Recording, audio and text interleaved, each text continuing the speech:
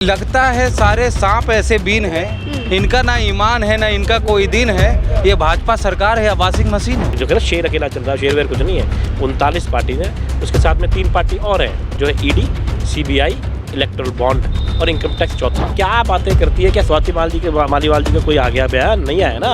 इनको ज़्यादा बयान देने की जल्दी है। पुलिस ने बयान दे दिया कि हमारे पास में कोई कंप्लेंट रजिस्टर नहीं। बार 4 जून को प्रधानमंत्री जी की विदाई तय है और उन्होंने बोला था झोला उठाएंगे, चल देंगे, तो झोला उठाने की तैयारी कर लें। कांग्रेस की सरकार भारत के अंदर आएगी और जो काम कांग्रेस की सरकार के टाइम पे हुए थे उसको आगे लेके जाएगी। 4 PM दिल्ली देख रहे हैं आप और मैं हूं आपके साथ शाहीन खान। लोकसभा चुनाव 2024 का चौथे चरण के लिए वोटिंग हो चुके हैं। इस चौथे चरण से यानी 1 से लेकर 4 चरण में किसका पलड़ा भारी है, कौन सी पार्टी जो है बाजी मारे? हालांकि दोनों ही लगातार दावे कर रही है। एनडीए भी बोल रहा है कि इस बार वो सरकार बना रहे हैं, हालांकि इंडिया लगातार इस बात का दावा कर रहा है कि इस बार जनता बदलाव की तरफ बढ़े। हमारे साथ जनता से ही सीधा सवाल कर लेते हैं कि इस बार जनता की क्या राय? क्या नाम है आपका? राहुल राज। राहुल जी, क्या कहेंगे? 4 चरण हो चुके हैं, किसका पलड़ा भारी लग रहा है? विधायक जी हमारे आम आदमी पार्टी के यहाँ नज़दीक है, पहले आप इनसे पूछे। देखिए 4 लाइनें बोलना चाहूँगा कि लगता है सारे सांप ऐसे बीन हैं, इनका ना ईमान है ना इनका कोई दिन है। ये भाजपा सरकार है या वॉशिंग मशीन है? जिस भाजपा सरकार ने सारे भ्रष्टाचारियों के खिलाफ आवाज़ उठाई थी, उन सारे भ्रष्टाचारियों को चुन चुन कर जैसे सुपारी ली हो अपने अंदर लाने के लिए, और उन सारे सुपारीधारी जितने भी भ्रष्टाचारी हैं सबको पार्टी में अंदर लाकर किसी को उप मुख्यमंत्री, किसी को मंत्री, किसी को जिला मंत्री, सब कुछ बनाए जा रहे हैं और उनके सारे पापों को धूल दिए गए हैं। एग्जाम्पल के तौर पे मैं आपको बता दूं, असम के मुख्यमंत्री हेमंत बिश्व शर्मा, अजीत पवार, छगन भुजबल, ये सारे तमाम लोग ऐसे लोग थे जब नरेंद्र मोदी जी मंच से कहते थे कि ये सारे भ्रष्टाचारी हैं, और आज ये भाजपा में जाने के बाद वॉशिंग मशीन से ऐसे धुल गए हैं कि ये सारे सदाचारी बन गए। लेकिन भ्रष्टाचार के खिलाफ लगातार गारंटी की तो बात कर रहे हैं और उसी के चलते एक के बाद एक कार्यवाही हो रही है। ये मोदी की गारंटी है कि अगले साल 1 साल के बाद प्रधानमंत्री कौन बनेगा? ये मोदी की गारंटी है कि अरविंद केजरीवाल जी को जेल में क्यों डाला गया? साफ तो कर दिया अमित शाह ने कि वही प्रधानमंत्री बने रहेंगे। अमित शाह जी के बात पर, जब नरेंद्र मोदी जी के बात पर कोई कानून आता है तो कानून बदल जाता है। तो आडवाणी जी की क्या गलती थी कि उनको 75 साल के बाद मार्गदर्शक मंडल में डाल दिया? मुरली मनोहर जोशी जी की क्या गलती थी कि उनको मार्गदर्शक मंडल में डाल दिया? तो मोदी जी क्यों नहीं जा सकते मार्गदर्शक मंडल में? ठीक है, आपके साथ वापस आती हूँ। क्या कहेंगे विधायक जी? आपके केजरीवाल जी बाहर आ गए थे अंदर, तब सहानुभूति मिली, अब आए हैं सहानुभूति, तो क्या सहानुभूति का वोट इस बार बटोरने वाले हैं? देखिए, भगवान वक्त बहुत बड़ी चीज़ है। जब ये लगने लगा, लोगों ने कहना शुरू कर दिया। आज से 2-3 महीने पहले का माहौल को अगर आप देखें, क्योंकि आप लोग मुझसे ज़्यादा लोगों से इंटरव्यू करते हैं, मैं पब्लिक में रहता हूँ, तो एक ऐसा माहौल बना हुआ था कि लग रहा था कि यार तो एक तरफा सा माहौल बना लिया, टीवी एक तरफा चलने लगा। लेकिन उसके बाद में भगवान ने, प्रकृति ने अपना काम करना शुरू करा। बचपन में कहानी सुनते थे कि एक ऐसा राक्षस था जिसने ये कहा कि भाई मैं जहाँ इसके सर पे हाथ रखूँ वो भस्म हो जाए, और उस राक्षस को कोई नहीं हरा सकता, तो उस पर बहुत ताकत थी। लेकिन फिर प्रकृति अपना काम करती है और उसने अपने सर पे अपना हाथ रख लिया। तो नोटबंदी से बच गए, जीएसटी से बच गए, बहुत सारे पाप करे उनसे बच गए, पुलवामा के नाम पे, सैनिकों के नाम पे वोट मांग के बच गए। लेकिन इस बार ये कोरोना के अंदर जो इंजेक्शन के पैसे लिए, शरद रेड्डी से जो शराब के पैसे लिए, कि सब लोग देख रहे थे। लेकिन ताबूत में आखिरी कील बनी अरविंद केजरीवाल जी की गिरफ्तारी। अरविंद केजरीवाल जो बाहर बहुत खतरनाक थे, अंदर जाके उससे ज़्यादा खतरनाक हो गए। लगातार अंदर बैठ के वो सोचते रहे अब क्या करना है, और जब वो बाहर आए हैं, मुझे लगता है एक स्पीच, एक मीटिंग उनकी भाजपा की रोज़ एक सीट घटा रही है। और अगर ये इतनी सीटें आ रही होती तो अब सोचिए नीतीश कुमार को क्यों जोड़ा? क्या ज़रूरत थी अजीत पवार को लेने की? क्या ज़रूरत थी ऐसे लोगों को साथ कि जिनके पास में आप नाम नहीं जानते? आप पत्रकार हो, मैं पार्टी का राष्ट्रीय प्रवक्ता हूँ, मैं पार्टी का विधायक हूँ 2 बार का, मैं नाम नहीं जानता। मैं वो टीवी में बैठा होता हूँ, बड़े डिबेट्स में बैठता हूँ, मुझे नाम नहीं पता। 39 पार्टीज़ हैं, जो है ना शेर अकेला चल रहा है, शेर वेर कुछ नहीं है।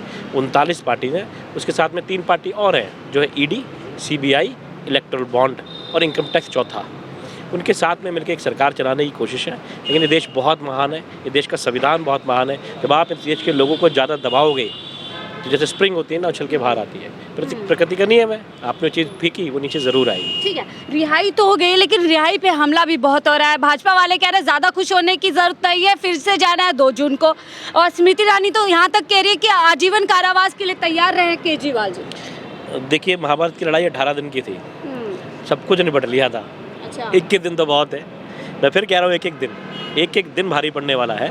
21 दिन राजनीति में बहुत बड़ा समय होता है। स्मृति ईरानी जी, मैं देखो महिला है, मैं उनका बहुत सम्मान करता हूँ। मैं किसी के बारे में, मेरी चाल चरित्र और चेहरा बहुत साफ़ सुथरा है, मैं ऐसी बातें नहीं करता। लेकिन बात को समझिए, राजनीति कभी कभी 1 घंटे में, 1 रात में बदल जाती है, और वो बदल चुकी है। क्योंकि लोगों के मन में, ये बहुत प्यार करने वाले लोग हैं। भारत में ऐसे लोग रहते हैं जो एक दूसरे को बहुत प्यार करते हैं। पड़ोसी के दुख में भागता है, वैसे लड़ रहा होगा, रोज़ लड़ाई करेगा, लेकिन जब देखेगा ना मेरे पड़ोस में कोई भूखा बच्चा है, वो भागेगा। इस देश में रोज़ भंडारे लगते हैं, रोज़ छबील लगती है, या गुरुद्वारे में खाने चला करते हैं। ये देश वैसा देश नहीं है। लोग ईद पे एक दूसरे के जाते हैं, लोग दिवाली पे झूले झूलते हैं, किसी भी जात धर्म का हो। आप इस देश के साथ में ये कर नहीं पाओगे। आखिरी सवाल लूंगी, आपने महिला सम्मान की बात करी अभी स्मृति ईरानी के आगे, आज अपमान की बात भाजपा आपके आरोप लगा रही है कि जो आपकी स्वाति मालीवाल है, उनकी पिटाई को लेकर के घेर रही है आपको। मैं ये कह रहा हूँ कि एक प्रधानमंत्री जिसे लगता हो कि उनकी 400 सीटें आने वाली है, एक पार्टी जो अपने आप को दुनिया की सबसे बड़ी पार्टी बनाती है, यही बताती है ना, वो पार्टी क्या बातें करती है। क्या स्वाति मालीवाल जी का कोई आ गया बयान? नहीं आया ना। इनको ज़्यादा बयान देने की जल्दी है। पुलिस ने बयान दे दिया कि हमारे पास में कोई कंप्लेंट रजिस्टर नहीं हुई। ये पुलिस तो इन्हीं के पास है। लेकिन कॉल तो गई थी ना, वहाँ सीएम हाउस से कॉल गई थी कि देखिए मैं यहाँ पर आई हूँ पीए के कहने पे। देखिए, मेरा ये मानना है कि भाजपा इस टाइम इतने चाल चलेगी, क्योंकि उनको पता है कि 1000 रुपये की गारंटी की वजह से ये जो हमने लोगों को बिजली पानी की सुविधाएं नहीं, तो महिलाएं लगभग एक तरफा केजरीवाल जी के साथ है। वो सारे हथकंडे अपनाएंगे, लेकिन दिखावों पे ना जाएं, अपनी अकल लड़ाएं और भाजपा से दूर भगाएं। ठीक है, एक मिनट वापस आप पे आऊंगी। कंगना रनौत तो ये कह रही है 2014 में हमें आज़ादी मिले सही मायने में। कंगना रनावत जी मानसिक दिवालिया जो व्यक्ति होता है ना, उनसे प्रेरित हुई हैं लगता है, क्योंकि देश तो 1947 में आज़ाद हुआ था, आज नहीं हुआ था। दूसरी बात, ऐसे आंधी आई है, आंधी चलाऊंगा, नए अंग्रेज आए हैं, नया गांधी बनाऊंगा। राहुल गांधी जी हैं, उन्होंने राहुल गांधी लॉन्च कर करके थक गए हैं। आप कह रहे हैं लॉन्च ही नहीं हो पा रहा। लॉन्च करना ही नहीं है उन्हें, कोई वो मार्केट में नया सामान थोड़ी है ये लॉन्च करना है। राहुल गांधी जी देश के नेता हैं, देश की आत्मीयता को समझते हैं। कन्याकुमारी से कश्मीर तक पैदल यात्रा किया, फिर न्याय यात्रा किया, और इस बार 4 जून को प्रधानमंत्री जी की विदाई तय है। और उन्होंने बोला था झोला उठाएंगे, चल देंगे, तो झोला उठाने की तैयारी कर लें। धन्यवाद। आप ठीक है जी, तो बाइट लो, हम तो यहाँ के आयोजक थे यहाँ के। बताइए। देखिए, आज जो ये चुनाव जो हो रहा है, इस चुनाव के अंदर ये साबित हो गया, जो भाजपा कहती थी कि हम 400 पार आएंगे, 400 पार आएंगे। देखिए, 400 पार सिर्फ एक जुमला है, झूठे वादे हैं। मैं पूरी भारतीय जनता पार्टी से पूछना चाहता हूँ, आप ये बताइए, आपने 10 साल के अंदर देश के अंदर, उनके वादे झूठे, ठीक है 400, आपका दावा कितना खरा है कि 7 सीट दिल्ली के अंदर आप लोग? हम 7 नहीं, हम पूरे इंडिया के अंदर जो हमारा इंडिया गठबंधन है, जो हमारा यूपी का अलायंस है, उसके साथ 300 से ऊपर हम सरकार बनाने वाले हैं। और देखना, शीघ्र ही कांग्रेस की सरकार भारत के अंदर आएगी, और जो काम कांग्रेस की सरकार के टाइम पे हुए थे उसको आगे लेके जाएगी। हम गरीबों की बात करते हैं, हम युवाओं की बात करते हैं, हम महिलाओं के लिए जो है, जो मान सम्मान महिलाओं के लिए कांग्रेस पार्टी शुरू से जो उठाती आ रही है, उसको हम आगे लेके जाएंगे। जो आज युवाओं को बेरोजगार के ऊपर छोड़ रखा है इस भारतीय जनता पार्टी ने, जो जुमले देकर 10 साल के अंदर मोदी जी ने इतना झूठ बोला कि मतलब कि आप देखिए, झूठ पे झूठ, झूठ पे झूठ। आज हम बात करते हैं उनसे कि आप डिबेट कीजिए राहुल गांधी जी के साथ, वो कहते हैं जी हम तो डिबेट क्या, कुछ भी नहीं करेंगे। उन्होंने आज तक, आप न्यूज़ चैनल के अंदर हैं, आप मुझे बताइए, आप किसी भी न्यूज़ चैनल में मोदी जी ने डिबेट की है? लेकिन इंटरव्यू तो बहुत दे रहे हैं, एक के बाद एक इंटरव्यू उनके चल रहे हैं। देखिए जी, प्रधानमंत्री उनको देश ने चुना था 10 साल तक, और उनको आज जब कोई विपक्ष का नेता बोलता है तो उनको जेल में डाल देते हैं। अरविंद केजरीवाल जी को जेल में डाल दिया, हेमंत सोरेन जी को एक जेल में डाल दिया। किसी विपक्ष के नेता आवाज़ उठाता है तो उसके पीछे ईडी, सीबीआई, पुलिस उसको इतनी धमकियाँ मिलती है कि वो घर पे बैठ जाता है, और उसको धमका के कि उसकी आवाज़ ना करे। देखिए, ठीक है, आखिरी सवाल बताइए, क्या लग रहा है देश के अंदर बदलाव होने वाला है? दिल्ली समेत देश के अंदर क्या लग रहा है, बदलाव है? मैडम, बदलाव नहीं, आज ये जो लड़ाई चली है, ये लड़ाई आगे तक जाती रहेगी। जहाँ जहाँ राज्य में भारतीय जनता पार्टी है, आप देखिए हरियाणा के अंदर किस तरह से इन्होंने खट्टर साहब को हटा के सैनी साहब को बनाया, और उसके बाद आज हुड्डा जी इतने मजबूत हो रहे हैं, जो उनके साथ हरियाणा के इतने मंत्री और पूर्व मंत्री, पूर्व सांसद उनके साथ शामिल हो रहे हैं, और आने वाले टाइम में ये भाजपा मुक्त होगी पूरे भारत के साथ।